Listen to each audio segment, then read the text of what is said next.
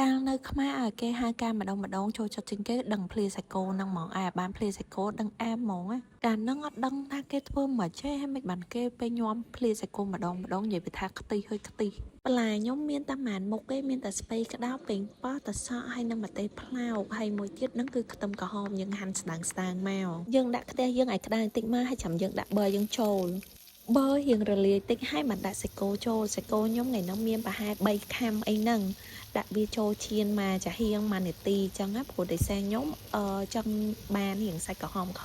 តែបើបងប្អូនចង់បានរៀងសាច់ឆ្អិនដាក់រៀងយូរបន្តិចថ្ងៃហ្នឹងឈានសាច់គោបានល្អមែនហ្នឹងមើលឡើងក្រហមប៉ុន្តែបើបងអត់ចេះប្រហែលជាបងអញញើដែរមើលទៅប៉ុន្តែខ្ញុំចូលចិត្តញ៉ាំបែបហ្នឹងសាច់គោខ្ញុំហាន់ហើយខ្ញុំទុកវាមួយឡែកហើយខ្ញុំមកលាយទឹកត្រីម្ដងខ្ទឹមសហើយនឹងម្ទេសខ្ញុំច្រាំវាឲ្យម៉ត់ហើយខ្ញុំមកលាយជាមួយនឹងទឹកត្រី3ស្លាបព្រាបាយ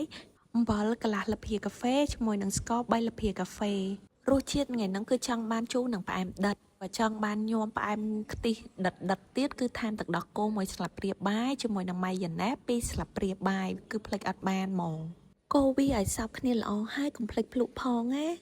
ធ្វើញោមតែទឹកត្រីធ្វើឲ្យឆ្ងាញ់ហើយគឺចប់ហើយចឹងអ្វីដែលយើងចង់បានគឺរសជាតិរៀងដិតបន្តិចបន្លែដាក់នៅក្នុងចានកធុនមកបន្តមកសាច់ដែលយើងមានប្រមាណហាន់ហើយហ្នឹងគឺយើងចាក់ចូលលាយដូចគ្នាកុំភ្លេចថែមសណ្តែកដីផងអង្គុយកាត់វីដេអូប៉ុន្តែមើលវីដេអូខ្លួនឯងយូរទៅឡើងលេបទឹកមាត់អើយបងមើលវីដេអូហ្នឹងហើយទឹកលេបទឹកមាត់ដូចខ្ញុំដែរទៅអញ្ចឹងខ្ញុំលាយទឹកត្រីហើយខ្ញុំមកច្របល់វាឲ្យវាសព្វចូលគ្នាល្អនិយាយទៅបន្លែថ្ងៃហ្នឹងរៀងច្រើនអញ្ចឹងទឹកត្រីភាគច្រើនខ្ញុំសូមម្ដងបន្តិចព្រោះ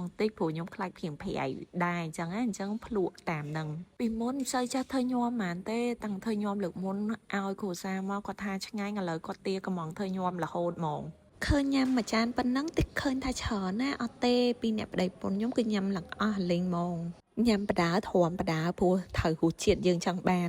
ធ្វើម្ហូបខ្លែនអត់គ្រឿងត្រជាក់កំដរមាត់មិនកើតអញ្ចឹងមានអាជីពពីអ្នកប្តីប្រពន្ធនៅផ្ទះហ្នឹងទៅមើលហើយធ្វើអត់ហ្នឹង